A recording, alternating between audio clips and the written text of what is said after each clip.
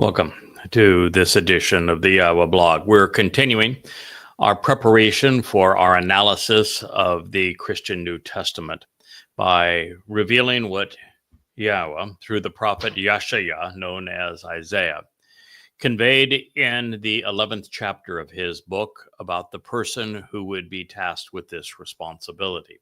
He is called the Choter. A Choter is a stem or a sucker, a stem off a main branch, or it can be a sucker off a fallen stump or rootstock. It is interesting in that this person is one of the more acclaimed individuals in God's story, that he is being equipped with the seven spirits of Yahweh. And yet this individual is often misconstrued by Christians as being their Jesus. And yet that's not even remotely possible because this individual has the spirit of Yahweh, and you can't be a mythical creation that robs God's beloved son, Dowd, of his titles, Messiah and Son of God, and be anyhow related to Yahweh. Moreover, the Choter is a stick compared to a main branch.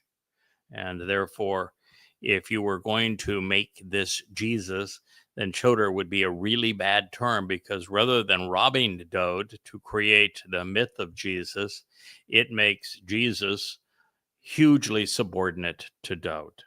So it's brain dead to go that direction.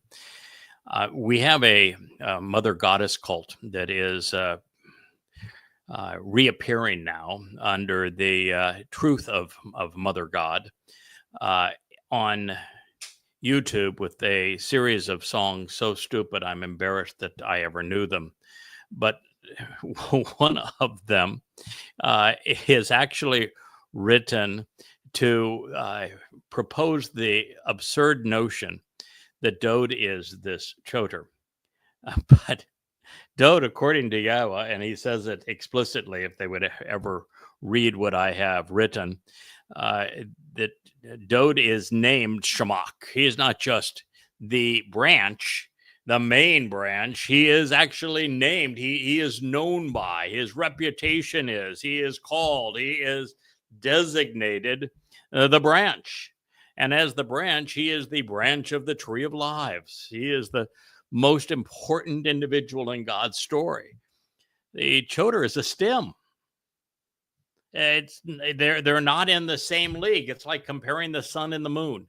Yes, the moon reflects the sun's light and illuminates our night, but it's 400 times smaller than the sun and doesn't actually produce its own light. So are they similar? No. And is a Choter the same as a Shemach? No, not even remotely. Well, I'm delighted to have the job and to be a Choter to the Shemach. The fact of the matter is, you can't degrade Dowd to a Choter. He is the Shemach. And when Yahweh explained his relationship with Dowd, he explained that he was going to give Dowd, and did give Dowd, his spirit. The Ruach came upon him and never left him. Ruach singular. Nope, there's no reference whatsoever to a seven spirits coming upon Dowd. And then you got the little problem, just wee little problem. Who was the first person that introduced the Choter? You? No. Dowd. Dowd wrote of the Choter 300 years before Yeshaya picked up on the theme. And Dowd had a lot to say about this individual, as well as this individual's wife and his whole approach. And Dowd was not writing that in first person. He was speaking of him in third person, and therefore the Choter cannot be Dowd. But thanks for playing anyway. I appreciate you making a fool of yourself. If it would be a distraction, I guess, if you were smart. But fortunately, this mother goddess cult is not. We are continuing now with the Yeshaya being inspired by Yahweh to say, so it will come to pass in that day. So this is now speaking of a future time. It will come to pass in that day. Yeshaya is a prophet. He's speaking of something that is going to happen in the future, not something that happened 300 years ago. I know this time is this complex thing for a lot of people, but Dowd had been, Dowd would be, but when Dowd returns, he's not returning with the seven spirits of Yahweh. He is returning to accomplish something important, to serve as the Passover lamb.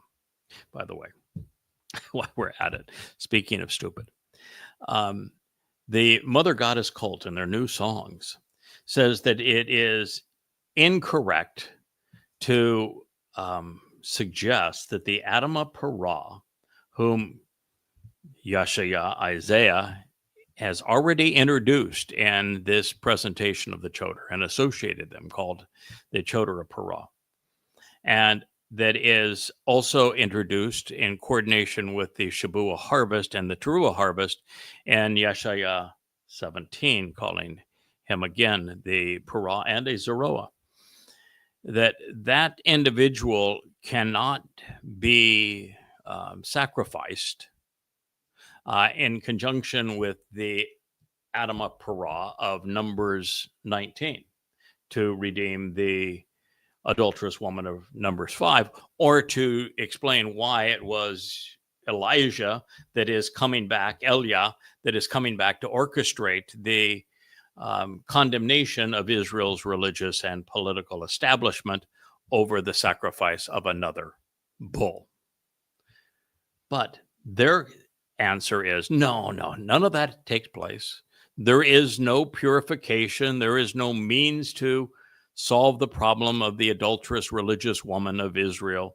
It's you just come to Jerusalem and you don't have to worry about a thing. You all will be there when Dowd returns and Yahweh returns. No cleansing necessary, because, well, there can be no human sacrifice. And the Adamah Parah is a person. In fact, Isaiah speaks of this individual as the man from Edom, who is dressed in bloody red, who saves many people as a result of this. But nope, can't happen because, well, you can't have human sacrifice. Well, okay, let's play with that. Then who was the Passover lamb? I thought the Passover lamb was Dowd. Is Dowd not a human? Huh. So you're denying that Dowd served as the Passover lamb. Now, I would just to play along here. Do animals have bashar bodies? Yes. Yeah, they do, don't they? They do. Animals have bashar bodies, just like we humans have bashar bodies, right? Yep. Do animals have nefesh souls? Absolutely. Okay, we humans have nefesh souls too. 2 out of 2, right? So, is there a difference between a human man that is created in the image of God and an animal? Is there any distinction according to God? Well, we have a Nesama. A Nesama, that would be it. Some people have a Nesama. Yeah, a Nesama, which is a conscience. So the thing that makes us human is the conscience. Is there any suggestion in the sacrifice of the Passover lamb or the Teruah bull that their Nesama is being sacrificed? No. So their humanity is not being sacrificed. No. So there's not a problem there's no problem here with human sacrifice. It's just a body. Plus, they volunteer. Right, but it's just a body, right? It's just a body. Right. Absolutely. So if I want to give my body in accordance with the instructions of the Adamah Parah on Teruah to cleanse this remaining remnant of Yisrael so that they're prepared to celebrate Yahweh's return with Dowd, that rather than being a violation of God's instructions is compatible with God's instructions, correct? You are fulfilling. I am fulfilling God's instructions. Okay, so they missed that one. But then the next one they had is that You can't ever be wrong and speak for God. You'd be a false prophet if you're ever wrong. So does Yahweh call Abraham a prophet? Oh yeah. He does, huh? Did Abraham ever get anything right? No. No. So Abraham was constantly wrong, sometimes really, really wrong. But Abraham's a prophet, right? Yep. Okay. So the test for a prophet can't be you get everything right. Nobody can get everything right. Oh, well, okay, let's not even go there yet. But Abraham, a prophet, and I'm not sure he got anything right. And yet, there you go. He is a prophet who didn't get anything right. That's true. But he's still a prophet. Yep. And you and I know why he is a prophet. He's a prophet because that narrative that he had with Yahweh explains how we go about becoming part of the covenant. It doesn't encourage us, doesn't enable us to be part of the covenant. That doesn't happen until Dowd fulfills it, which is why that whole experience on Mount Moriah, when Abraham and Yishak climb Mount Moriah as the dress rehearsal for Passover, and Yahweh says, no, you're not taking your son. I'm going to provide the lamb out of my son. And so that whole episode is to point us in the direction of how we become covenant, which is to capitalize on what Dowd did by not sacrificing his humanity, but simply shedding his Bashar body as the Passover lamb. His nefesh soul went on to take our guilt into Sheol, and this nefesh soul was protected by the Ruach of Yahweh and taken back to be with the Father on Bokodim. And all decided upon because, well, when it comes to the Psalms, Dowd had the best one going. Oh yeah. He had the first, there would be the extra version of the Nasamas. I mean, the first press, absolutely perfect. It doesn't get better than Dowd's Nasama. Okay, but by the way, this whole idea of perfect, why we're at it, was Dowd perfect? No. Did he serve as the Passover lamb? Absolutely. Was Dowd a prophet? Yes. Did he make mistakes? Oh, a whole bunch.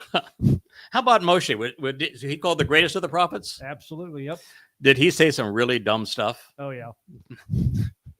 So figure it out, folks. Now, let's just pretend for a moment that God had a different way of going about things, that God's new way of going about things is that you become perfect before you actually become covenant, because you really couldn't become part of the covenant unless you're perfect, right? So you have to become perfect before you're part of the covenant. How is that possible? It's not. Okay, and let's just say that we were perfect in the human definition of that word. What would distinguish us, and what would make us interesting to God? The answer is nothing. Nothing. We would cease. We'd cease to be interesting. Is there a lamb that has ever been perfect? No. No, there isn't, is there? So we obviously have a really crappy definition of what that means. And I have explained what God is doing to perfect us, which is he's Dowd carried away our guilt and deposited in Sheol. So when God looks at us, we are guilt-free. That doesn't make us perfect. Man, I don't have perfect eyes, I can tell you. And this Sahara sand is aggravating them to a significant degree. When you turn 70, as I am now, I can tell you for certain you do not have a perfect Bashar body. Not that I had one when I was, 25 either, but it isn't what it used to be. No, we're not perfect. And if we were perfect, it wouldn't even be interesting. And if everything just came to us instantly and we didn't have to work for anything, well, how would we value it? You wouldn't value it. Why would God refer to his covenant as a family and of raising children if his whole idea was when we start with hello, you have this data dump and now you have perfect knowledge? What are you going to learn after that? What's the rest of the relationship going to be like? And how did you go there? And at that point, wouldn't it be God saying, the hell with free will? Just here's the stuff, deal with it. I mean, the whole thing that they go through and this machination in their minds is so absurd. But then they would claim that because I'm not perfect, oh, big surprise there, and that I have made the effort to do what almost no one does as an author or a spokesperson, which is to go back and many times improve and enhance and correct anything that I've said in the past and continue to do so, and will probably do so for the next, well, few trillion years. I might get it really right after a few trillion years, don't you think? You'll get close. I'll get I'll get closer, right? You'll get Close. closer. Yeah, actually, the funny thing about getting it right and correcting and the nuances and adding to what you know is that the more you know, the more you know, and the faster the pace of new understanding occurs with once you have this momentum that builds up from having a very rich and well-developed foundation. The way I would say that is in the last 6 months, I've discovered more things that are exciting about Yahweh than I did in the 2 years prior. And in those 2 years, I learned more about Yahweh and what he is offering and how it all fits together than I did in the 20 years prior. This is why it's so exciting right now. Like I said this morning, this is a lot of fun. It is. It's tremendously fun. But you've got to understand the whole process that we're going through in all of this. And this cult that is, by the way, it's led by a clinically diagnosed psychopath. And I'm not saying that to be mean. This is a person that I and my wife and I did more to help than anyone in her life, in the whole history of her life, to help. And her way of thanking me for doing that and teaching her everything she knows about the subject that she is now using to twist against me is to lead this cult and to drag others into this horrible place and to have them serve as her proxies to go out and do horrible things that is condemning all of their souls. Anyway, there is some good news to this. And I want you to know that the only reason I bring them up is they just won't go away. And while I don't give a hoot what somebody says about me, if you cared about what somebody said about you, if you had thin skin, you would last about maybe 24 hours in this job. When Yahweh gave me as the first job out of the gate, oh, by the way, you're going to expose Islam and condemn it. And you're going to do so under your own name. And we're going to do thousands of radio interviews together. You have this website. You're going to engage with Muslims who are, going to try to kill you. Don't worry about it, though. It'll be fun. If you had thin skin, do you think you could do thousands of radio interviews, talk radio interviews? You've got guests asking questions. You've got to answer them on the fly. You've got to know more about Islam than any caller. And you have to fend off all of the criticisms that come from the numbskulls that want to, pretend, well, I knew a Muslim. He was my neighbor and he seemed like a nice person. So what you're saying is not true. You cannot have thin skins. I don't have thin skin. I don't really care what somebody says. You can waste your life any way you want to waste your life. But God, in this case, does care because he trades on credibility. And when he chooses someone to communicate through and somebody decides they're going to use his testimony to attack and demean that person, and that person happens to be engaged in the process of doing something that has never been done successfully ever. And that's reintroducing Yahweh's name to his people and getting them to change so that they're receptive to Yahweh and that they embrace their Messiah and King and accept what he did for them by fulfilling Pesach, Matzah, and Bakorim. That is a really big job, getting Jews to return to God. And the time to do so is very short. And so when you get in the way of that, which then determines the successful fulfillment of Pesach, not Pesach, excuse me, of Shabua, Teruah, Kippurim, and Sukkah, God really takes a dim view of it. And, the last time this occurred, we were drawn to Numbers 12, which is purely prophetic of what we have endured. And I explained exactly how this psychopath went after my wife and then claimed that she too spoke for God. And I shared God's response, which is, hell no, you don't. And by the way, you're now stricken with leprosy and you're excluded from the family and you were divorced. And then she poked her head up again and God says, well, there's another chapter in Numbers. Why don't you turn back the page? And this is what I wrote about it. And it's Numbers 11, where the Moshe was so frustrated by those that Yahweh was trying to include in the covenant that he finally says, I give up on myself. I give up on you, Yahweh, and I give up on these people. This job is impossible. I want nothing to do with it. And then Yahweh says, yeah, you're right. They're impossible. And you're correct. They cannot be reasoned with. Same situation we're dealing with. But I got a couple of guys. And these were a couple of guys. And with this couple of guys, we'll get the job done. One of those guys happened to be Dowd, Dowd, Yahweh's beloved. The other one was my Dowd, which is the right hand of Dowd coming out of the sea, which speaks of a goy serving Dowd, my Dowd.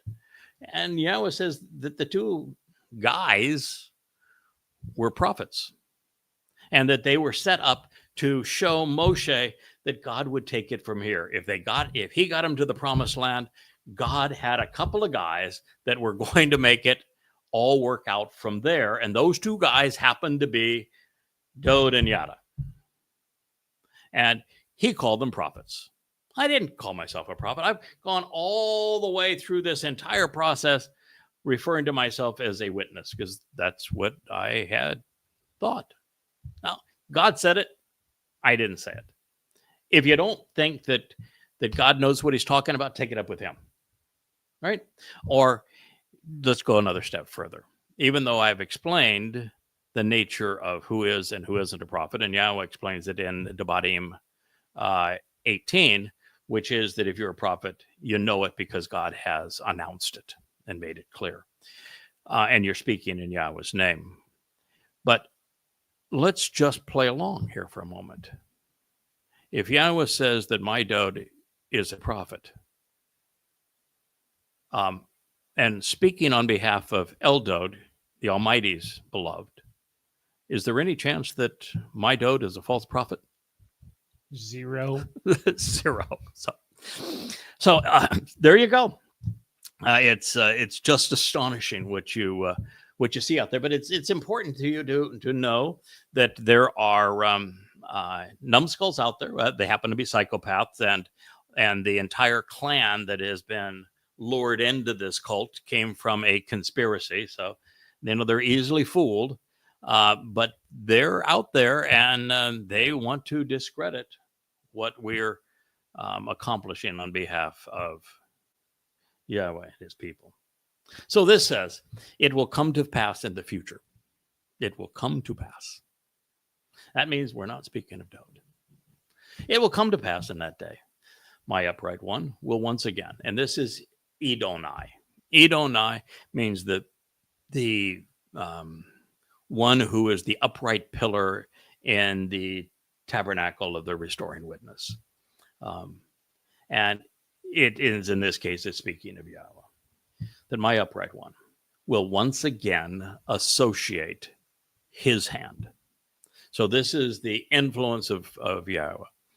Now, when Yahweh talks about having his hand, his right hand is David, but he also has influence and a hand at other times. Moshe served as the hand of God. Dowd obviously served as the hand of God. This Choter has been given the responsibility as well, and he's even introduced long before this is revealed to Yashayah by Solomon on Teruah during the Sermon on the Mount as being the right hand. And so Dowd has a right hand, just as Yahweh has a right hand. So Yahweh's right hand is Dowd, Dowd's right hand is Yahweh. That his right hand, a second time, will reacquire, bring forth, and redeem the remnant. Now, if you don't know what this is all about, Yahweh went into Mitzrayim with Moshe to bring out the survivors of the children of Israel. And this is the first Exodus. There is another Exodus. That Exodus is from Babylon. And that Exodus takes place in the last days. And Yahweh is actually going to tell us explicitly that he is removing the remnant of his family from all the places that they were scattered. And those places are places around the world. And he is bringing those individuals back to Jerusalem so that they can benefit from the sacrifice of the Adamah Parah, doing so on Teruah. And so he is reacquiring them from being scattered. He is bringing them forth. This is detailed in Zechariah, and it is explained in throughout Yashaya. So this is a very well conveyed, communicated theme of Yahweh, that he is reacquiring and bringing his people forth to redeem them, to recover this remnant. And the remnant of Yisrael is the mortals who survived the time of Jacob's troubles. And they represent Jews and Israelites that are gathered from around the world on Teruah and brought into Jerusalem for this sacrifice of the Adamah Parah, with Eliah providing the service of being master of ceremonies and Yahweh igniting the fire. And there's just many other things that we've shared with you about this.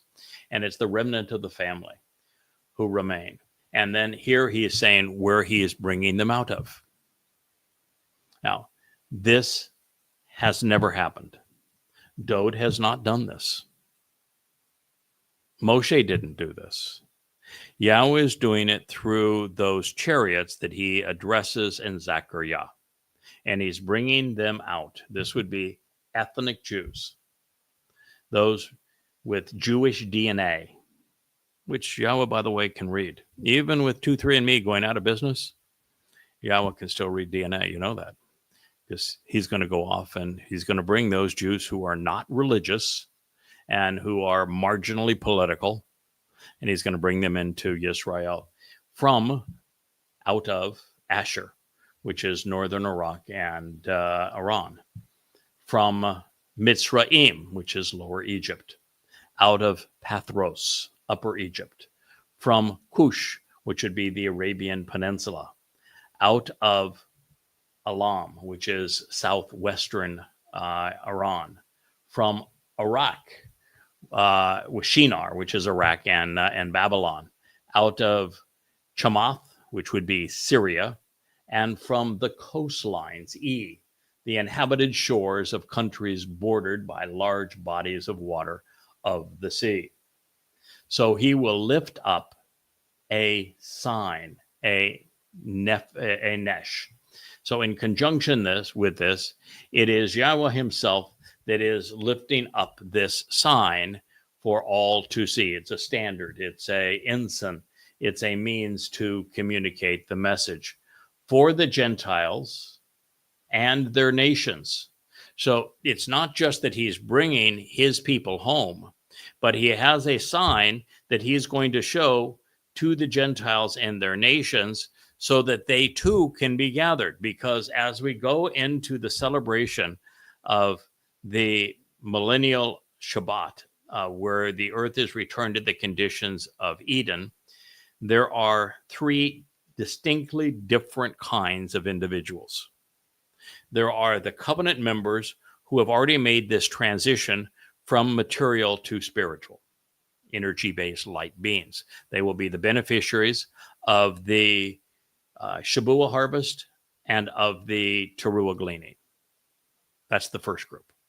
That's the A ticket, man. That's the group you want to be part of. The second group is going to be this remnant of Yisrael, including Yehudim, who were in Yisrael and survived the time of Jacob's troubles and who survived this worldwide, that will be brought in from all of these places on what's called a white spiritual chariot. The third group come in on what's called the dappled chariot, and they are Goyim. And they are brought in because God is explicit. He wants his people to live in idyllic conditions where they can focus on what's important to him, while the general work that has to take place for the planet to function is done by Goyim. And so the Goyim are going to be deployed in serving God's people. And before you say, well, that's not fair. Well, tremendously fair, because only those who are covenant members, therefore the two harvests, and those that Yahweh redeems of his people, who are going to benefit from the sacrifice of the Adam of Parah and exist during this 1,000-year celebration of life on earth in conditions that are like Eden. And this Gentile remnant that are deemed to have the proper attitude and aptitudes to be of value, everybody else is going to die or be sent off to Sheol, because we're not going to deal with all of the religious chaos and all of the political chaos and all the conspiratorial chaos, all the patriotic chaos. There are not going to be any more Marxists or MAGAs or Muslims in the world.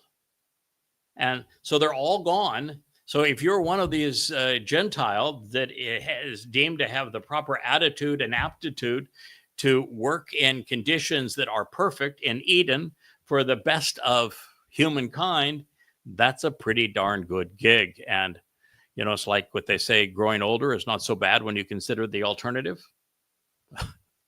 Exactly. Living on in this case would be pretty darn beneficial. So that's who God is talking about here. These are the Gentiles in their nations. And then he will gather together and remove the strain and scattered of Yisrael. So all of those who have Jewish DNA, don't confuse, as the rabbis want to do, Judaism with being Jewish. In fact, Jewish isn't even a term that God would relate to. He despises Judaism, and he wouldn't know a Jew if it kissed him on the cheek. Yah was familiar with the term Yisrael, which has had a very negative connotation, those who wrestle and struggle against God, but has also a positive connotation, which will be true at this time, those who engage and endure with the Almighty.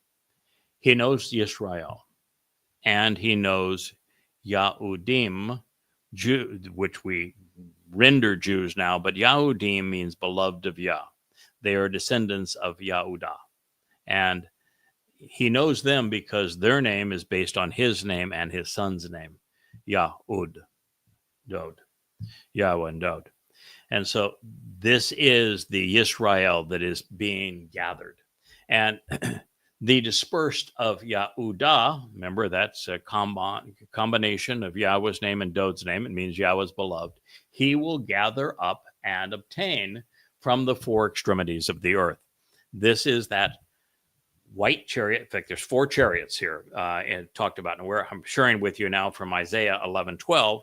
But to understand prophecy, you have to have this, Yahweh would call it the spirit of Chokmah and the spirit of Bien. These things are necessary to understand prophecy. And what they say is you have to have a processor that can cerebrally understand this material, as well as this ability to make the connections between various things that God has communicated so that you can comprehend what he is saying. In Zechariah, we're told precisely how these four chariots come out of heaven. The red one stays in Jerusalem because the red one is for that man from Edom who is dressed in red, the Adamah Parah, which is the red bull that is so productive. He stays there. It goes back to when I asked Yahweh one time many years ago now, probably almost 9 years ago, when I was asking him, what's going to happen with Asher when we go on Teruah, and Yahweh said, "Where do you think you're going?" I ain't going anywhere. I am the sacrifice on Teruah, and so the red chariot stays there for all to see.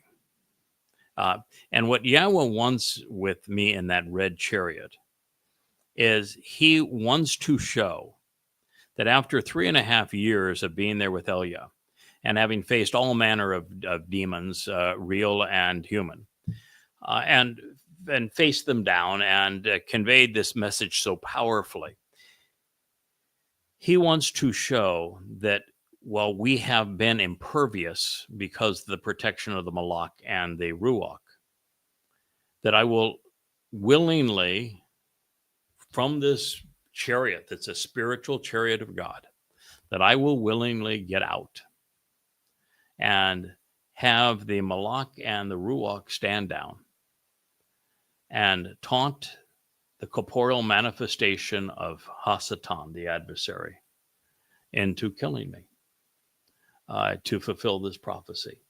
That it is clearly by choice that I have made the decision to trust God in this way on behalf of his people. That is what resonates with them. And then there is the black chariot, and the black chariot is to dispatch with all of the DNA positive Yehud and Israelites around the planet who have remained religious. They can't be saved. And then, so it's bye-bye rabbis and Haredim and ultra-Orthodox and all the manner of religious Jews. Then that's the black chariot. Then there's the white chariot, and the white chariot's purpose is to pick up the Yahudim, the Yehud here, and the Israelites who are anti-religious and apolitical, and bringing them into Jerusalem and from the four corners of the earth. At the same time, God is using the dappled chariot to pick up the Goyim with the right attitude and aptitude. So this is all going on. And then while Yahweh is performing as he did with Elia previously and lighting the flames beneath the carcass of the Adamah Parah, those flames are going to purge this mortal remnant of Israel and probably the Goyim who have come there so they can also be present in God's presence. And it's also going to incinerate all the religious and political on the earth. They're all going to be incinerated because the earth is going to be terraformed back into the conditions found in Eden. And so that is the reason why these people all have to be there. And that's why there's this comprehensive list that is explaining all of this. And all of this pertains to what guy? This whole chapter is on the Choter. Right? Yep. All of this takes place before Dowd arrives. Dowd doesn't arrive for another 10 days. The king inherits a family. We bring it to him. And he's grateful for it. So, I'm obviously appreciative. I'm energized to have been chosen and equipped for this rather extraordinary purpose. But make no mistake, it has not been easy. I have devoted 12 hours a day on average, 6 and now 7 days a week for the past 24 years to translating, studying, contemplating, and sharing insights that I derived while learning from the Torah Wanabi, the Torah teachings of God, and the Nabi prophets. And in the process, I have been afforded a unique understanding of God's revelations, deducing conclusions that have been unheralded previously and throughout all of time, including one last night when this mother goddess cult from the psychopath came up with the idea that the Choter had to be Dowd. You mentioned to me that at that point, I have not even read the lyrics of their songs. I subsequently have. And it's just appalling, disgusting is the best way to describe it.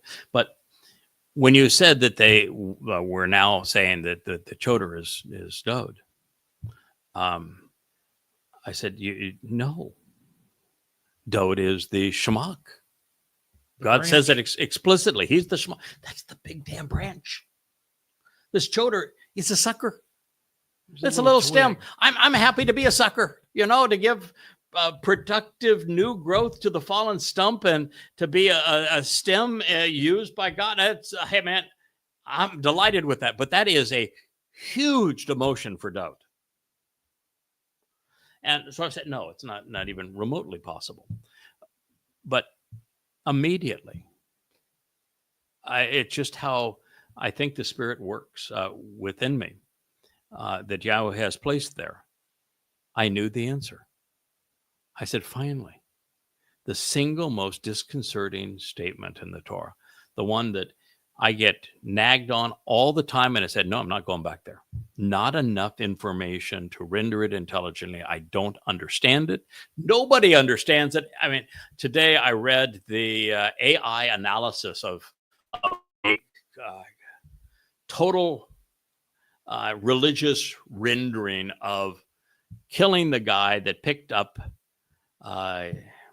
logs, branches, and stems on the Shabbat and stoning that person to death. I read it and said, oh my God. I mean, obviously the reason I never wanted to go into this thing before is that everybody is so absolutely wrong that it's just frightening how bad the understanding is. But immediately I knew the answer. And so I went back this morning when first thing I woke up and I said, I'm going to read everything in Numbers, which is where this appears. Numbers 13, 14, and 15 in Hebrew. And I'm going to make certain that what I discovered is true. And oh my. Numbers 14, after this rebellion by the woman Miriam, who serves as the counterpart for this psychopath that has been trying to derail God's purpose. After that chapter, the 13th chapter of Numbers is all about the spies. And the spies are described in a manner that is perfect for what this woman has been doing. And using terms that you're just going to be amazed when I share it with you, the words that were chosen to describe this. And so it sets up these spies that are to go into a dozen people, which is about the number of people that are part of this cult. We have individuals who have been on their distribution list. I know who they all are. Yeah, we know who they all are, that are just nauseating in their rebellion. I mean, just disgusting. And I don't want to share it anymore because it's just too childish, too stupid. It's embarrassing to ever been associated with them. That's how childish and embarrassing they are. But it's about a dozen of them, and there were a dozen spies sent in. And they all saw things that they reported on inaccurately. And there was really only one person that got it right, because Yeshua ben Nun made it through, not because of his response, not because of anything he said, but because he was groomed to be Moshe's successor in taking the children into the promised land. There's only one guy, really. Caleb. The guy whose name means all judgment. It's totally judgmental. And he's the one guy. And Yahweh said, listen, for the rest of you, you're going to be nothing but corpses. I'm not going to allow a single one of you in.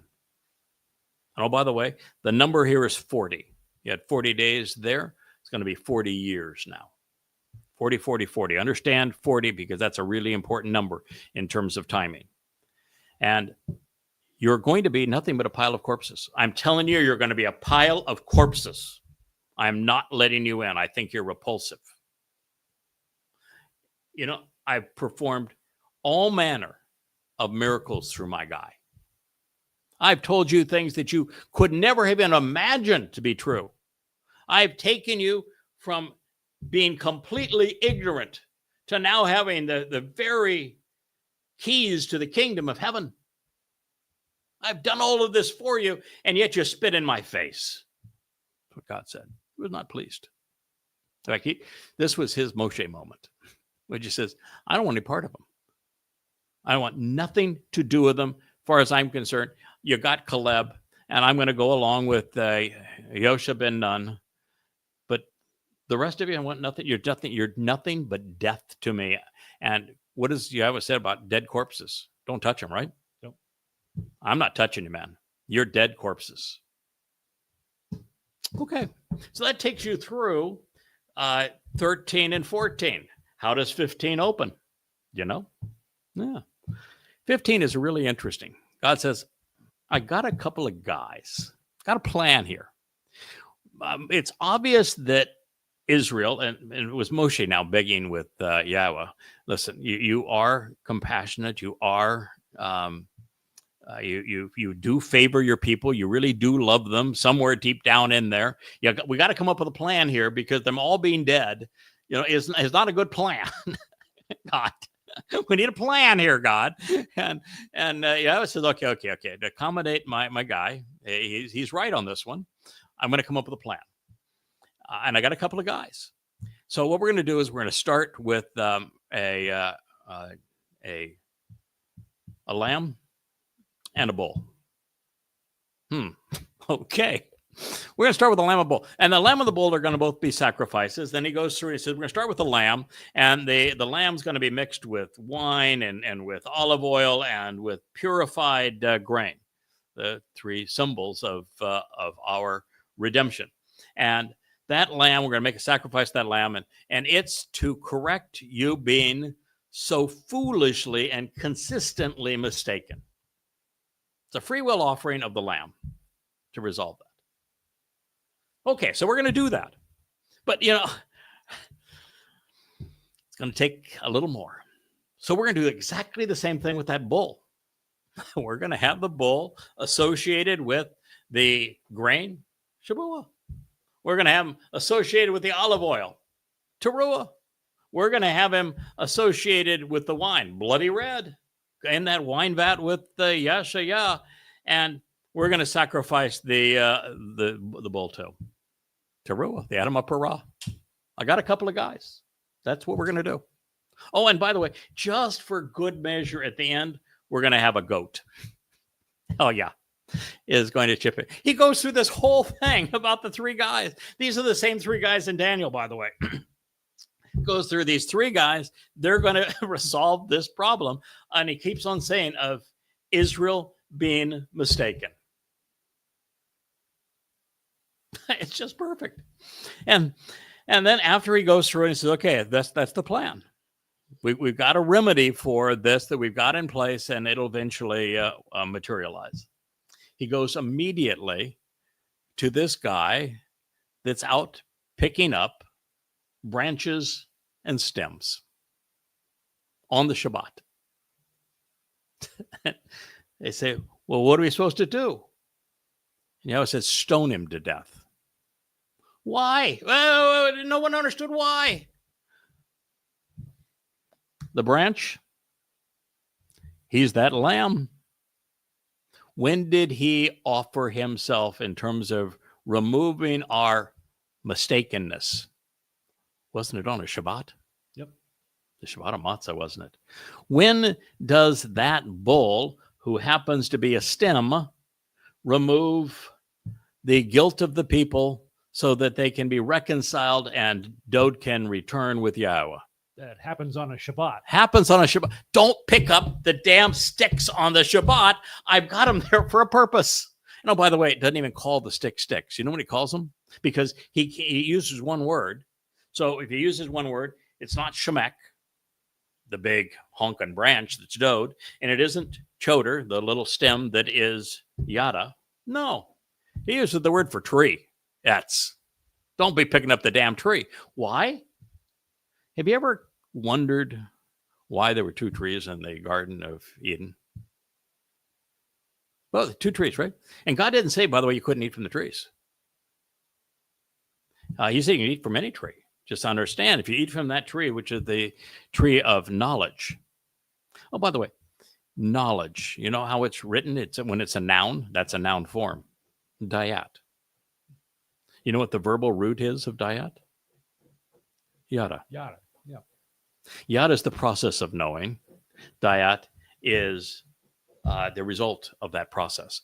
That's why when the seven spirits are offered, and there's actually an eighth one thrown in at the end reasoning that is put in the end of this. But when the seven spirits of Yahweh are being offered, and you would have thought that he would have started with the spirit of Dayat, because that's knowledge. You have to start with the base of knowledge before you can even engage your processor to be chakma, smart, and before you can make the connections to understand, right? And be in. And then having this ability to put together the whole picture in Edith, and then to be able to have the courage of the convictions to go forward and share this. And why then is Dayat listed 6 among the 7th? Wouldn't you think it'd be first? No, because it's the noun form. It's the result of all of this. It's not the process. The others are the process. That is the result of it. So that tree that's in the garden, that's the one that if you eat from, you will die. Well, you know why he booted them out of the garden? Because if they used what they learned from that tree to go to the tree of lives, they wouldn't die. And God said, there's a whole process we're going to go through before you can go to that tree of lives. I got a lot of work to do. Dowd is the tree of lives. That's why he is the Shemach. That's why he has 3 lives. That's why he opened the door to our second life on Pesach. He is the tree of lives. And Yada is the tree of Dayat. Because you can't get back to the tree of lives without knowledge. And you got to have the knowledge of both good and bad. You got to know what's wrong before you're even receptive to what is right. That's those 2 trees. And that's why it's actually mentioned that the guy was out picking up just sticks. He wasn't just picking up branches and stems. He was uprooting the damn trees. And it's the tree of knowledge and the tree of lives.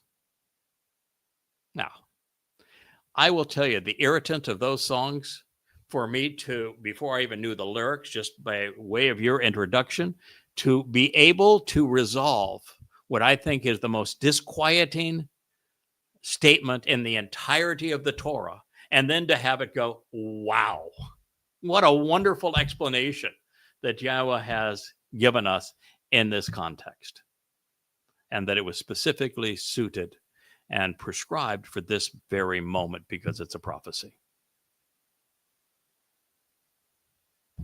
How about that? And it follows sequentially, right? Yes. After the Miriam incident, and this all ties together. It does. The 11th chapter leads to the 12th. The 12th leads to the 13th. The 13th leads to the 14th. The 14th leads to the 15th. We're talking about the 15th. Oh, by the way, you know what they were asked to toss on the man who uprooted the trees on the Shabbat? Stone him? Yes, and what the word is, Eben. You know what that means? Son. They're throwing the sun at him. There you go. Yeah, it's really good. When it comes to communicating and metaphors and telling a story, There's nobody better than you. oh when it comes man, to he metaphors. really does a good job. And by the way, this is why it takes 24 years of living with this before you're in a position to explain what now you understand, and no one previously to this moment has understood that story. This is what it takes to get there. This is why it's so rewarding and enjoyable once you get there. And oh, by the way, I gave you this summary version because my wife's right. I can't keep a secret. When Yahweh shares something with us that's profoundly important, I'm going to share it with you. And that's just the way I am. I'm just not good at keeping stuff. I'm a sharer. And I am now in the process of translating and presenting numbers after I've already done numbers 11 and 12 for you. I'm going to do, I'm right now a third of the way through 13. Started this morning. I'll do 14. I'll do 15. And we'll do a series of shows on them because the nuances make it spectacular for us.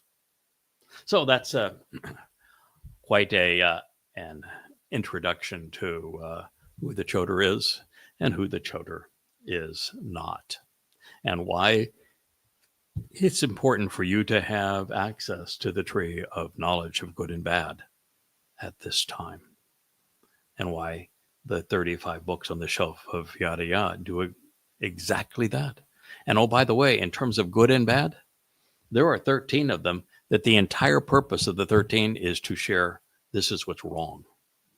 This is what's wrong with Christianity. This is what's wrong with Judaism. This is what's wrong with Islam. 13. No one's ever done that before. No one's ever written tomes like that before on those three religions. That's the bad. The other 20 some odd books are the good. Take you right to Yahweh, beginning with an introduction to God, concluding with coming home. Love the way a story comes together, don't you? So returning to the rubbish of religion, now that you've had this introduction, I had once thought that the only aspects of the Greek eyewitness accounts, which might be considered credible, would have been the words and deeds of someone that I conceived for a short while to be named Yosha. And I just assumed that maybe that's what there was really meant by the Greek iousus, that iousus was somehow a transliteration of Yosha. Okay, so it was a major stretch. And obviously it was untrue. But I didn't know that there was no person not named Iusu, not named Jesus, not named Yosha in the first century CE. No person ever existed. And the reason I had thought this occurred is that it made perfect sense for Yahweh, per the prophets, to have fulfilled Pesach, Matzah, and Bakurim in 33 CE, year 4000 Yah. It all points to that being done. And so you have to have somebody doing it. And so I said, okay, it must have been some aspect that Yahweh projected, some aspect of his nephesh soul, used it as an avatar. And so Yahweh's nephesh soul accepted a Bashar body, used it as an avatar, and therefore that was the Passover lamb. But that is really convoluted and a twisted testimony of everything that we were told through the prophets. And then how in the world does the nephesh of Yahweh get associated with our guilt and carry it into Sheol? You think that Yahweh went into Sheol? I don't think so. So that doesn't work. And it's really cumbersome when Yahweh says that if we were to go this route and assume that firstborn children and the fulfillment of firstborn children was Yahweh's Nephesh. How would Yahweh's Nephesh be his own child? And so I didn't like it, but he had to have some explanation because it's obvious that Pesach, Matzah, and Bakurim got fulfilled in 33 CE. Oh. Well, then there's an answer. There's no Yosha. There's no Ayusu, Sayusun, Ayusu.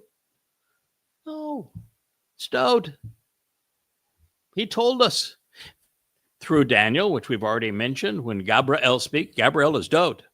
And he tells us the exact day that he is going to fulfill Chag Matzah in 33 CE. The exact day that he's going to do it over 600 years in advance. And then he writes in first person in the 22nd Mizmor of exactly how he's going to fulfill Pesach, Matzah, and Bakurim with him being crucified on Pesach. 600 years before Rome existed, 700 years before crucifixion existed, 1,000 years before it occurred.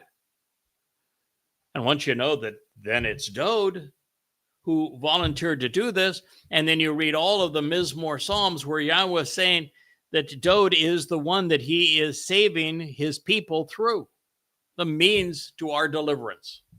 That he is our Yasha, Dowd is. And he's also the Messiah and Son of God. How convenient. So there really was a Messiah and a Son of God who fulfilled Pesach in 33 by being crucified. It's just that everybody had the wrong name. It's Dowd.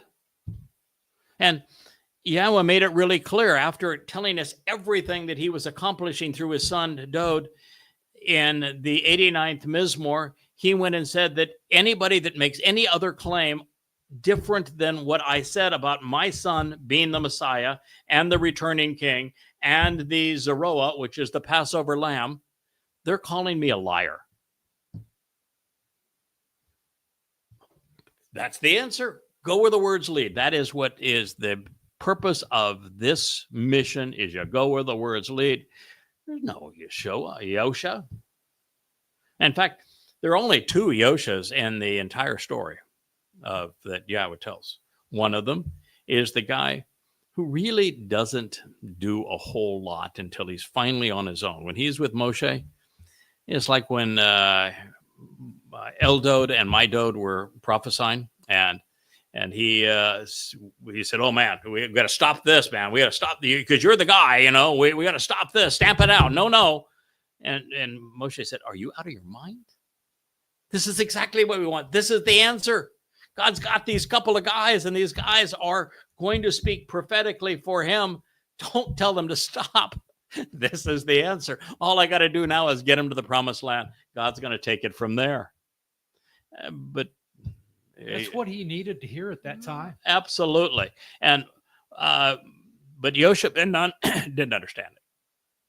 And when they went into the promised land as the spies,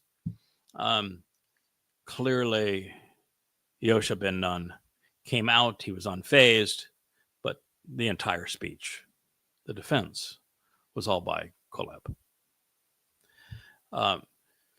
So anyway, he's the first, and he's kind of a warrior. He goes in, and his job is to clean out the rubbish, get rid of the bubonic plague rats.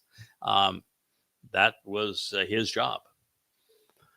So if Yahweh had some issue with Dowd spending a lot of his life defending his people, which he really didn't have a problem with, but the guy that was tough was Yosha. Anyway, there's a second one. We meet him in Zechariah, and he is Yosha, the high priest. And what is it said of him? Even Satan brings it up to Yahweh and said, "Listen, this dude is so disgusting and so filthy, as are all of his loudmouth companions. He is of no use. You can't use him. Nah, nah, nah, nah, nah. Means you can't anoint the mercy seat or the Ark of the Covenant. Nah, nah, nah, nah, nah. There is no Yosha. You lost. I won. Ha, ha, ha." What does Yahweh say? Well, not so quick. I got a couple of guys.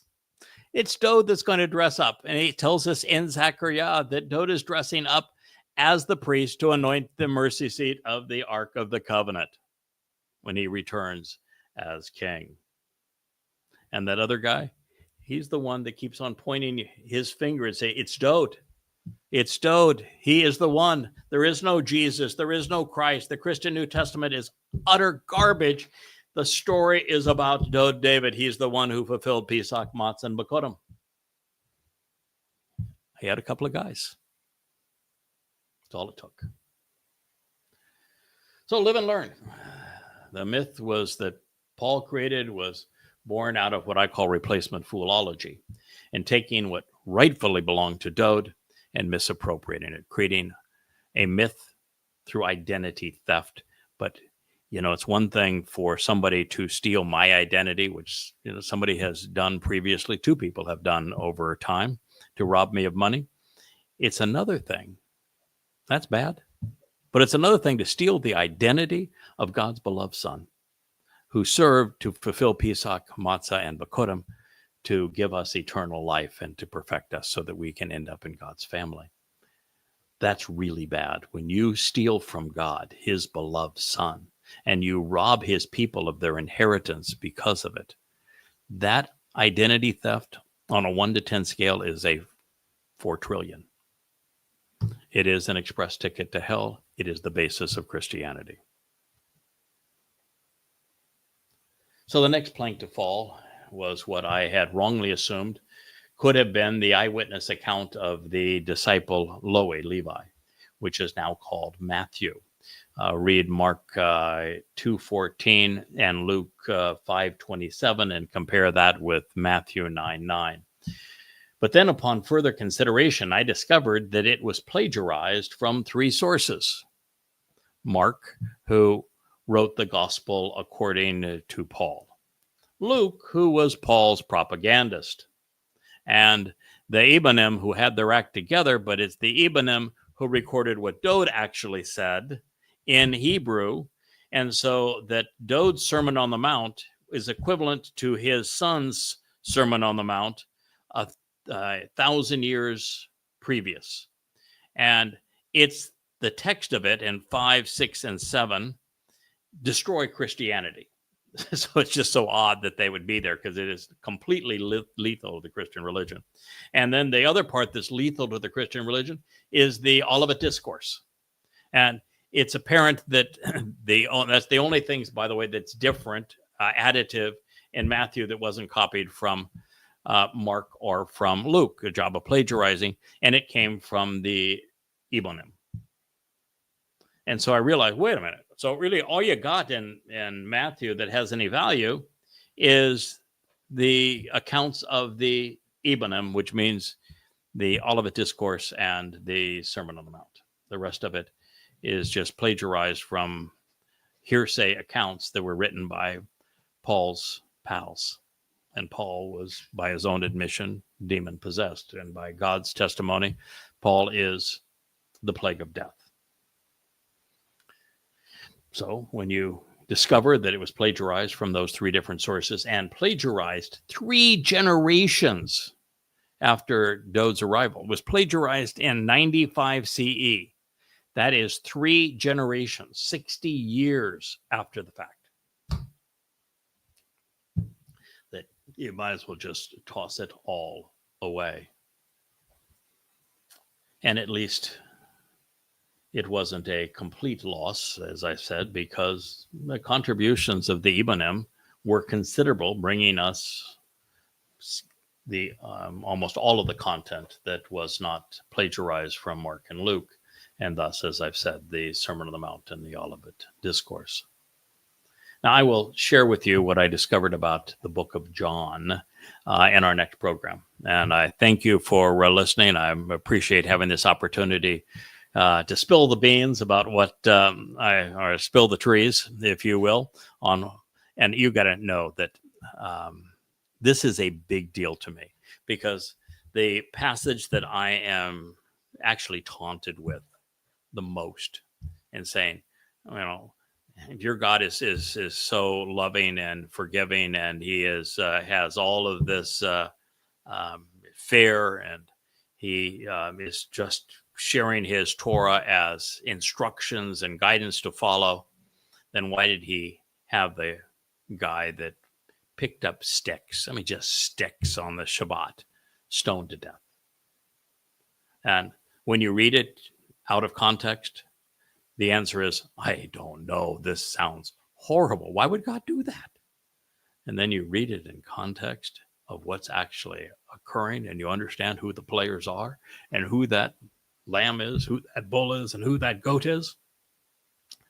Then all of a sudden you take an entirely different view to it, and you've now resolved the single most difficult passage in the Torah to explain. So I thank you for listening. Been a joy to be down here in the Rainbow Studio with you. We look forward to another program tomorrow. We may or may not do another program today because I am really focused on trying to translate and fully appreciate the nuances in Yahweh's revelation through Moshe and Numbers, Bamidbar, 13, 14, and 15. And that is the priority at the moment. So thank you for listening. Look forward to being with you tomorrow.